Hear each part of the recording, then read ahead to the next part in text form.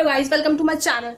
सो हमारा chapter number 1 चल रहा था फिजिक्स का, फिजिकल वर्ल्ड। उसका पार्ट 1 हमने कर लिया ऑलरेडी कंप्लीट। ये पार्ट 2 है। ठीक, तो पार्ट 1 में हमने लास्ट टॉपिक पढ़ा था यूनिफिकेशन और रिडक्शनिज्म।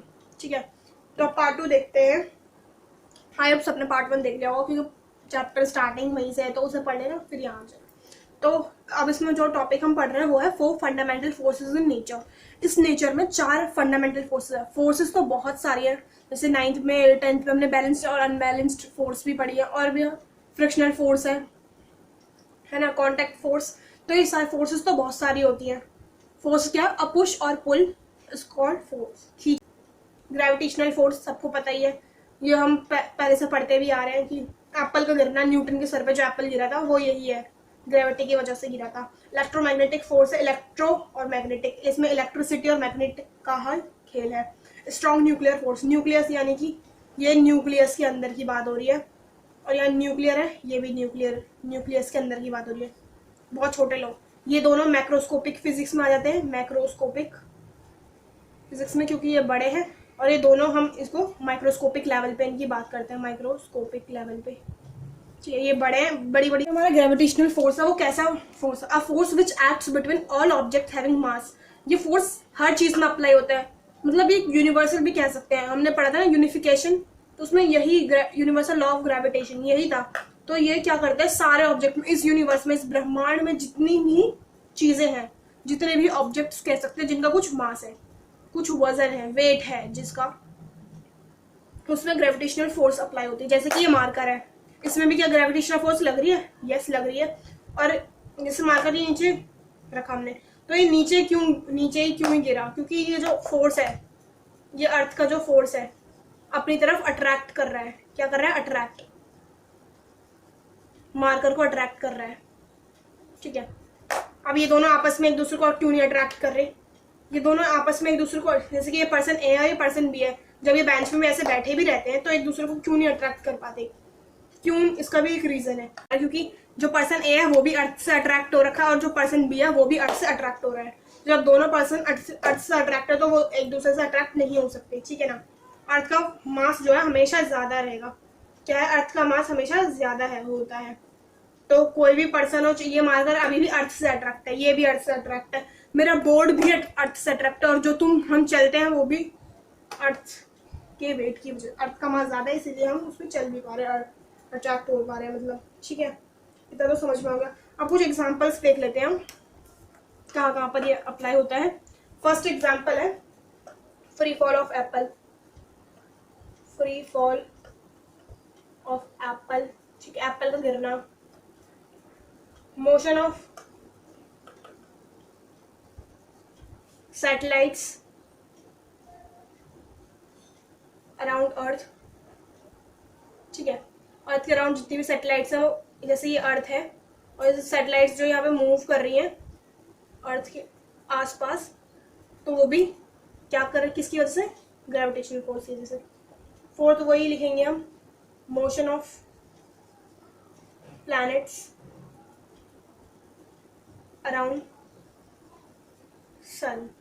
सन के अराउंड जितने भी प्लैनेट्स हैं वो भी इसी का एग्जाम्पल हो गया, है ना। तो ये सब तो तुम्हें पता ही है। अब उसके बाद फोर्स का जो फॉर्मूला भी होता है वो क्या होता है? G/m2 अपॉन में r²। और ये G क्या है? Universal gravitational constant. ये कांस्टेंट जैसे हमने पढ़ा था रेजिस्टेंस, किसमें? क्लास 10th में रेजिस्टेंस पढ़ा था, तो ये वो भी क्या था हमारा? कांस्टेंट था। वैसे इस फॉर्मूले में G जो है कांस्टेंट है हमारा। तो फोर्स के बारे में पढ़ते हैं। It is always attractive in nature. First, attractive in nature. ये क्या है? अट्रैक्टिव है, ये हमेशा चीजों को अट्रैक्ट करता है। ठीक है, तो अट्रैक्टिव है नेचर में। एंड ये सबसे क्या है? इट इज सब वीकेस्ट फोर्स। वीकेस्ट फोर्स कैसे? देखो, जैसे ये मार्कर ही गिरा हुआ है, क्या मैं इस मार्कर को ऐसे उठा नहीं सकती? मैं तो उठा रही हूँ, उठा पा रही हूँ। ये गिरा हुआ है, आराम से मैंने उठा दिया, वीकेस्ट फोर्स। जैसे ये हैंगी है, ये भी गिरा हुआ है हैंगरचिप, इसको भी मैंने आसानी से उठा दिया। गिरा तो ये फोर्स, तो इसमें कौन सी फोर्स लग रही है? Gravitational force. हैंगी गिरा है तो गिर किस वजह से रहा है? ग्रेविटेशनल फोर्स की वजह से, क्योंकि ग्रेविटी इस हैंगी को अट्रैक्ट कर रही है। मैं इसको आराम से इजिली उठा पाती हूँ, इसको भी इजिली उठा पा रही हूँ। कोई सी भी चीज, ये पेन गिरा दो, ये हम इसे इजिली उठा सकते हैं। तो समझ में आया अट्रैक्ट कैसे कर रहा है? ये नीचे गिर रहा है तो अट्रैक्ट कर रहा है। और वीकेस्ट कैसे? इजिली हम उठा पा रहे हैं इनको, ठीक है। वीकेस्ट फोर्स अट्रैक्टिव, और इसकी जो रेंज है वो कितनी है? इन्फिनिटी। तुम कहीं से भी, मतलब जैसे यहाँ पर हो, इस जैसे यहाँ पे तुम खड़े हो, अब इसे तुम कितने भी ऊपर आसमान से फेंको, इतनी एटमोस्फेयर, लिथोस्फेयर, एक्सोस्फेयर, जितनी भी ऊपर सबसे ऊपर लेयर है, वहां से भी किसी ऑब्जेक्ट को फेंकोगे, पूरे यूनिवर्स से अगर तुम नीचे कहीं फेंक रहे हो चीजें, तो वो नीचे ही आके गिरेगी। कहाँ गिरेगी? अर्थ पर ही आके गिरेगी, वो नीचे ही गिरेगी। तो इसकी ये होता है इन्फिनिटी, कहीं से भी फेंको नीचे गिरना है। और operate over long range, operate over long distance, या ज्यादा डिस्टेंस से भी हो सकता है, या इसकी रेंज भी जो होती है बड़ी, बहुत काफी बड़ी रेंज, ये रेंज इसकी इन्फिनिटी है। तो ग्रेविटेशनल फोर्स आई होप समझ में आ चुका होगा तुम्हें। तो जो इलेक्ट्रोमैग्नेटिक फोर्स है अप्लाइज ओनली ऑन चार्जेस। जैसे चार्जेस है, चार्जेस में क्या लेते हैं? Positive, negative, proton, electron, neutron, ठीक है। इसे ही ये हमारे चार्जेस, पॉजिटिव और नेगेटिव हमारे चार्ज होते हैं, ठीक है। तो दो चार्जेस के बीच में ये एक्ट करता है, ठीक है। टू चार्जेस एट रेस्ट, अगर दो चार्जेस हमारे रेस्ट पे, यानी कि वो मूव नहीं कर रहा है, जैसे कि दोनों पॉजिटिव और पॉजिटिव है, वो एकदम रेस्ट पे है, तो उसे क्या कहेंगे? उस फोर्स को क्या बोलते हैं? Electric force. If two charges at rest it possesses electric force, वो इलेक्ट्रिक फोर्स बोलेंगे उसे। And when it is moving, जब वो मूव कर रहे हो तो उसे, उस फोर्स को क्या बोलते हैं? Magnetic force. और इन दोनों के कॉम्बिनेशन से बना है इलेक्ट्रोमैग्नेटिक फोर्स। इस इलेक्ट्रोमैग्नेटिक में दोनों चीज आकर, चार्जेस का रेस्ट पे होना और चार्जेस का मूव होना, कुल मिलाकर चार्जेस की ही इसमें बात है, ठीक है। और इसकी रेंज देखें हम तो वो है इन्फिनिटी, काफी दूर तक काम आता है। इसकी रेंज क्या है? इन्फिनिटी, ठीक है। और ये इसका अगर हम स्ट्रेंथ देखें, कह रही हूँ नेचर देखिए इसकी, तो उसका नेचर क्या है? सोचो सोचो सोचो। जैसे मैंने चार्जेस की बात करी, पॉजिटिव टू पॉजिटिव क्या होगा? ये रिपेल करेगा। पॉजिटिव टू नेगेटिव ये एक दूसरे से क्या करेगा? अट्रैक्ट करेगा, ठीक है। तो चार्जेस की बात है, चार्जेस तो पॉजिटिव हमें कौन सा पता है? हमें क्या पता चल रहा है कि पॉजिटिव, मतलब हमें पता नहीं चलता, बट चार्जेस में तो ये दोनों ही चीजें। तो उसको हम, इसका नेचर क्या होगा? Attractive as well as repulsive. Attractive भी है और ये क्या है? रिपल्सिव भी है, ठीक है। डन। अट्रैक्टिव है, रिपल्सिव है, चार्जेस में होता है, और इन्फिनिटी। डन। इतना क्लियर होना चाहिए तुम्हें। जो हमारा स्ट्रॉन्ग न्यूक्लियर फोर्स है, स्टार्टिंग में, वीडियो के स्टार्टिंग में मैंने बता दिया था कि न्यूक्लियर यानी कि इसमें बात होगी सिर्फ और सिर्फ न्यूक्लियस की। न्यूक्लियस के अंदर तक ही सिमट कर रह जाएंगे। अब न्यूक्लियस में क्या क्या चीज होती है बताओ? पॉजिटिव यानी कि प्रोटॉन, एंड दूसरी चीज कौन सी होती है हमारी? न्यूट्रॉन, जिसका चार्ज होता है न्यूट्रल होता है, ठीक है। तो इन दोनों को जो कंबाइन करके रखता है, प्रोटॉन प्लस न्यूट्रॉन, इन दोनों को बाइंड करने का कौन सी फोर्स इन दोनों को बाइंड कर सकते हैं? क्वेश्चन में पूछ भी सकता है, which force binds neutrons and protons, कौन सी फोर्स इन दोनों को बाइंड करती है, मिलाकर रखती है? किसी ने सोचा होगा कि जो न्यूक्लियस है उसमें ये प्रोटॉन्स और न्यूट्रॉन्स कैसे रहते हैं मिलकर, कौन सी फोर्स उनको अट्रैक्ट करके रख रही है? उस फोर्स का नाम है स्ट्रॉन्ग न्यूक्लियर फोर्स, ठीक है। बहुत ही ज्यादा स्ट्रॉन्ग फोर्स है, इसके नाम से ही पता चल रहा है सबसे स्ट्रॉन्गेस्ट फोर्स है। क्या इसके नाम से हमें ऐसे पता चल रहा है कि स्ट्रॉन्गेस्ट फोर्स है? क्योंकि स्ट्रॉन्गेस्ट क्यों है? क्योंकि जैसे हमारी प्रोटॉन है कि न्यूट्रॉन है, इसको ऐसे ये मिलाकर रख रही है। अगर वीक होती तो ये ऐसे उड़ रहे होते ना, एक यहाँ पर है, प्रोटॉन यहाँ पर है, अगर वीक होती तो ऐसे उड़ते।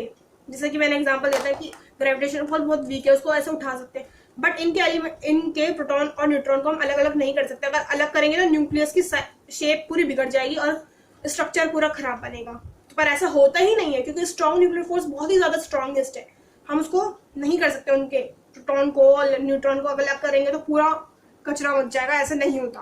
तो ये इसलिए रीजन के लिए स्ट्रॉन्गेस्ट फोर्स है। और इसकी रेंज जो होती है बहुत शॉर्ट है, वेरी शॉर्ट, क्योंकि मैंने बताया सिर्फ न्यूक्लियस तक ही सीमित है ये। तो इसकी जो रेंज है वो 10⁻14। अभी तीनों की रेंज बताएंगे हम, चिंता ना करें, पर इसकी रेंज बहुत इतनी कम है, बहुत छोटा है ये, है ना। और उसके इसमें तो इतना ही है कि ये न्यूक्लियस में होता है, स्ट्रॉन्गेस्ट फोर्स है। और इसका नेचर देखें तो क्या मैंने बताया कि ये दोनों अट्रैक्ट कर रहे हैं, अट्रैक्ट तो कर रहे हैं, ये दोनों एक दूसरे को जोड़ रहे हैं, बाइंड करने का काम कर रहे हैं। बाइंड का मतलब अट्रैक्ट, तो ये सिर्फ अट्रैक्टिव है। इलेक्ट्रोमैग्नेटिक फोर्स जो attractive as well as repulsive भी है, और जो हमारा ग्रेविटेशनल फोर्स है वो अट्रैक्टिव है ओनली। तो ये भी हमारा क्या अट्रैक्टिव, ओनली एंड ओनली ये अट्रैक्टिव है। प्रोटॉन और न्यूट्रॉन एक दूसरे को अट्रैक्ट करके, एक जैसे ये प्रोटॉन है या न्यूट्रॉन है, एक दूसरे को ऐसे अट्रैक्ट करके रख रहे हैं, तभी तो न्यूक्लियस पूरा बन पा रहा है। इन दोनों से अट्रैक्ट करके पूरा न्यूक्लियस फॉर्म हो गया है। समझ में आ गया इतना? ठीक है। सो वीक न्यूक्लियर फोर्स जो है, ये लास्ट हमारा फोर्स है, 4 फंडामेंटल में से। तो सबसे ये भी न्यूक्लियस की ही बात, इसमें भी न्यूक्लियस की ही बात होगी, है ना। न्यूक्लियस होते हैं न्यूट्रॉन एंड प्रोटॉन्स, ठीक है, combined dynes हो गए। It is a force which act in a certain nuclear processes। ये वीक न्यूक्लियर फोर्स इस चैप्टर में ज्यादा नहीं दे रखा, वीक न्यूक्लियर फोर्स के बारे में थोड़ा सा ही दे रखा है, वो मैं बता देती हूँ। वीक न्यूक्लियर फोर्स एक ऐसा फोर्स है जो कि सर्टेन न्यूक्लियर प्रोसेसेस में ही अप्लाई होता है। कुछ न्यूक्लियर प्रोसेसेस होते हैं, वो अभी हमें नहीं पढ़ रखा कि कौन कौन से न्यूक्लियर प्रोसेस है, पर हमें एक दे रखा बीटा डिके ऑफ न्यूक्लियस। ये भी एक प्रोसेस है जो कि न्यूक्लियस में होता है, न्यूक्लियस के अंदर होता है। इस प्रोसेस को ही एक प्रोसेस है बीटा डिके, उसमें ही वीक न्यूक्लियर फोर्स अप्लाई होता है ओनली। और इसकी रेंज कितनी है, 10⁻⁻14 से 10⁻⁻15, बहुत शॉर्ट, वेरी शॉर्ट है इसकी भी रेंज, वेरी शॉर्ट रेंज। और इसमें बीटा डिके एक बार देख लेते हैं कि क्या है। बीटा, ये प्रोटॉन और neutron, proton electron neutron, nucleus में तो क्या होता है, प्रोटॉन, प्रोटॉन का चार्ज प्लस पॉजिटिव होता है और न्यूट्रॉन का नो चार्ज, जीरो चार्ज, कुछ भी नहीं होता।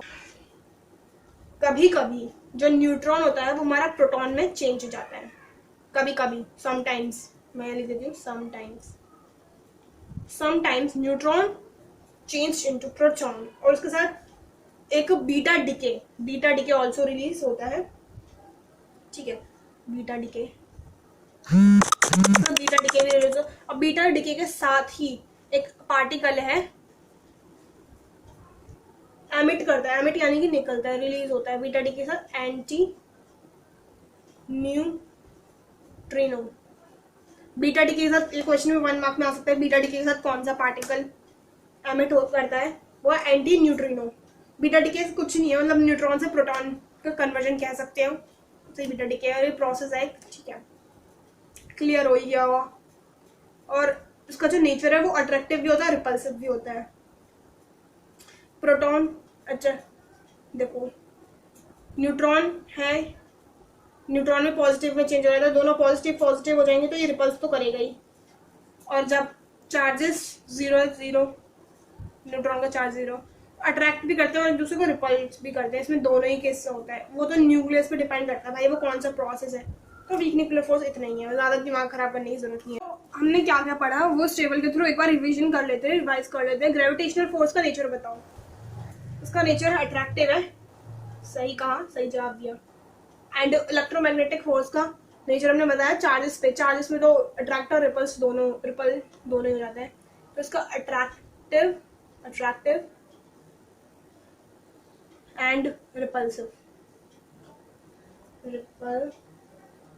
अट्रैक्टिव और रिपल्सिव दोनों ही होता है। स्ट्रॉन्ग न्यूक्लियर फोर्स भाई ऑब्वियसली अट्रैक्ट ही करेगा, तभी तो बाइंड्स कर रहा है ना। और वीक न्यूक्लियर फोर्स हमने यही बड़ा, attractive as well as repulsive, writing खराब हो गई है, अट्रैक्टिव एंड रिपल्सिव दोनों ही, रिपल्सिव, ठीक है। उसके बाद नेचर के बाद हम रिलेटिव स्ट्रेंथ की बात करते हैं, रिलेटिव स्ट्रेंथ, ठीक है, कौन कहाँ तक है बड़ा हुआ, ओके। तो ग्रेविटेशनल फोर्स को हम अभी, ग्रेविटेशनल मैंने बताया सबसे बेसिक कह रही हूँ, सबसे वीकेस्ट फोर्स है, तो इसको अगर हमने 1 माना है, तो ग्रेविटेशनल के बाद आती है वीक न्यूक्लियर फोर्स जिसकी है 10⁻25। उसके बाद हमारा आता है इलेक्ट्रोमैग्नेटिक फोर्स, देन सबसे ज्यादा स्ट्रॉन्गेस्ट फोर्स है ये वाली, तो पावर्स के अकॉर्डिंग देख सकते हैं 38 सबसे ज्यादा, फिर हमारा इलेक्ट्रोमैग्नेटिक फोर्स आता है, देन हमारा वीक न्यूक्लियर फोर्स, एंड फिर 1 सबसे वीकेस्ट, सबसे कमजोर जिसे हम कहते हैं, और उसका ऑपरेट्स अमंग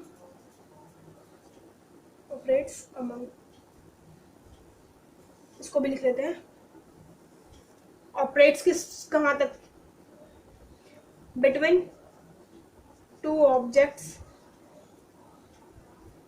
हैविंग मासेस। ऐसे ऑब्जेक्ट्स में ये अप्लाई होता है, ऑपरेट होता है जिसका कुछ मास हो, कुछ वेट हो, और ये कहाँ होता है, बिटवीन टू चार्जेस, ठीक है। और ये कहाँ होता है, between proton and neutron, proton neutron, ठीक है। और इन बीटा डिके ऑफ न्यूक्लियस, और ये सबको पता ही है, बीटा डिके ऑफ न्यूक्लियस, ठीक है। उसके बाद रेंज देखते हैं, लास्ट है कंपेयर करने के लिए रेंज, ठीक है। इसके रेंज कितनी है, इन्फिनिटी, मैंने जैसे कि बताया था वीडियो इसमें टॉपिक में, इन्फिनिटी इसकी रेंज है, और इलेक्ट्रोमैग्नेटिक फोर्स की भी इन्फिनिटी है। ये दोनों ही आते हैं मैक्रोस्कोपिक फिजिक्स के अंदर, मैक्रोस्कोपिक टॉपिक से ही, और इसकी रेंज जो है वेरी शॉर्ट, ठीक है। रेंज कितनी है, 10⁻⁻14 अप्रोक्सीमेटली, वैसे अप्रोक्स है ये बिल्कुल, और इसकी भी वेरी शॉर्ट रेंज है, वीक न्यूक्लियर फोर्स की भी वेरी शॉर्ट है। इसकी 10⁻⁻14 से लेकर और 10⁻⁻15 16 17 यहीं तक है बस, ठीक है। तो ये हमारे हमने कंपेयर करके भी देख लिया इन चारों फोर्सेस को, gravitational force, electromagnetic force and strong और वीक न्यूक्लियर, इन सारी फोर्सेस को हमने क्या कर लिया, कंपेयर। अब पढ़ेंगे लास्ट टॉपिक होगा, ठीक है, इस चैप्टर का, जो कि कंजर्वेशन ऑफ लॉज। कंजर्वेशन का मतलब क्या होता है, पहले वो देखते हैं। कंजर्वेशन का मतलब है टू प्रिजर्व, ओके, प्रिजर्व बचा कर, मतलब कंजर्व जो स्टे कांस्टेंट रहे, जो कि चेंज ना हो। कहने का मतलब ये, कहना क्या चाहते हो, यही कहना चाहते हैं कि कांस्टेंट है, ठीक है, टू प्रिजर्व और स्टे कांस्टेंट। फर्स्ट है हमारा law of conservation of mass. ये क्या कहता है, ये हमने देखा पहले से हम पढ़ते भी आ रहे हैं कि जो मास can neither be created nor be destroyed. जो मास है वो कभी भी ना ही क्रिएट किया जा सकता है, ना ही हम उसे डिस्ट्रॉय कर सकते हैं। बहुत सारे एग्जाम्पल्स हमने इसके पढ़ रखे हैं, जैसे कि वुड है, वुड का एक मास 10 ग्राम वुड का मास है। फिर उस वुड को अगर हमने जलाया तो उसके बाद जो ऐश होगी, वुड ऐश भी तो, और जो हमारा गैस होगा, उन सबको अगर हम मिलाएंगे तो उस वुड के 10 ग्राम के जितना ही आएगा। जैसे यहाँ पे 10 ग्राम है लेफ्ट हैंड साइड में, तो प्रोडक्ट में भी 10 ग्राम ही होगा, ठीक है। तो मास कहीं पे भी जाता नहीं है, ना ही हम उसे क्रिएट कर पाते हैं, वही है, बहुत पहले से पढ़ते भी आ रहे हैं हम साइंस में। एंड सेकेंड है law of conservation of energy. जो एनर्जी होती है वो ना ही उसे हम ना ही बना सकते हैं और ना ही हम डिस्ट्रॉय कर सकते हैं, बट कन्वर्ट कर सकते हैं one form to another form. Convert जैसे कि हमारी पोटेंशियल एनर्जी है, वो काइनेटिक एनर्जी में हम चेंज कर सकते हैं, चेंज हो जाती है पोटेंशियल काइनेटिक में। और इलेक्ट्रिकल एनर्जी किस में चेंज होती है, मैकेनिकल एनर्जी में, ठीक है, मैकेनिकल एनर्जी में चेंज हो जाती है। तो एनर्जी में दो, तो ये हमने दो जो हमारे बचे थे लॉ ऑफ कंजर्वेशन, वो देखते हैं। Law of conservation of charge, first सब में वही डेफिनेशन है, neither be created nor be destroyed. तो चार्जेस है उसे हम ना ही बना सकते, ऑब्वियसली बात है। चार्जेस को हम कैसे बनाएंगे भाई, अगर हम बना सकते तो वो कंजर्वेशन में क्यों ही आता है। लॉ ऑफ कंजर्वेशन का लॉ भी हमने बताया, स्टे प्रिजर्व, जो कि सेम ही रहते हैं, स्टे कांस्टेंट। तो नाइदर भी, सबकी डेफिनेशंस ऑलमोस्ट सेम ही है। Charges neither be created nor be destroyed. Mass can neither be created nor be destroyed. Energy can neither be created nor be destroyed. But it transfer, convert हो जाती है वो energy लगवाता है। और ऐसी ही law of linear angular movement, momentum क्या है, mass into velocity, mass into velocity को ही हम मूवमेंट बोलते हैं। और मोमेंटम के बारे में तो आगे पढ़ेंगे हम, बट अभी हम इसे ये समझ सकते हैं कि मेजरमेंट ऑफ मोशन का मेजरमेंट करना, ऐसे समझ सकते हैं, ना ज्यादा भी डीपली मत जाओ। और ये क्या है, neither be created nor be destroyed, इसे भी ना ही हम क्रिएट कर सकते हैं ना ही हम डिस्ट्रॉय कर सकते हैं, but it can be transfer from one object to another object. एक ऑब्जेक्ट से दूसरे ऑब्जेक्ट में हम इसे ट्रांसफर कर सकते हैं। इसी का मोमेंटम, वही इसी का एग्जांपल है वो, जो हम गन को ऐसे मारते हैं, जो राइफल नहीं होती, जो गन गोली होती है, वो गोली जैसे ही बाहर निकलती है तो वो कॉइल होता है पीछे का, वो पीछे आ जाता है। हम गन को ऐसे आगे मारते हैं और वो गन पीछे आ जाती है, वो इसी का एग्जांपल है। अगर नेट फोर्स अगर 0 है, ठीक है, रिजल्टेंट एक्सटर्नल फोर्स अगर 0 है, तो लीनियर मोमेंटम रिमेन्स कांस्टेंट, इसको लिख देते हैं। नेट फोर्स, ये एक्सटर्नल फोर्स जो है वो हमारा कितना है 0। देन लीनियर मोमेंटम और जो एंगुलर मोमेंटम है वो रिमेन्स कांस्टेंट, ये क्या है कांस्टेंट रहता है। कुल मिलाकर बात ये है कि ये कांस्टेंट ही रहेंगे, चेंज नहीं होंगे, ठीक है। इतना ही था और ये चैप्टर तुम्हारा कंप्लीट हो चुका है, पार्ट 2 भी कंप्लीट हो चुका है। बधाई हो तुम्हें, कॉन्ग्रेचुलेशन, ठीक है, कंप्लीट हो गया। आप खुश मनाओ, जाओ। चैप्टर 2 अब देखेंगे, थोड़े दिनों में आती है वीडियो। तब तक इसको शेयर करो, ठीक है, तो दोस्तों के साथ शेयर करिए। तब तक ले bye bye, like comment share and subscribe please.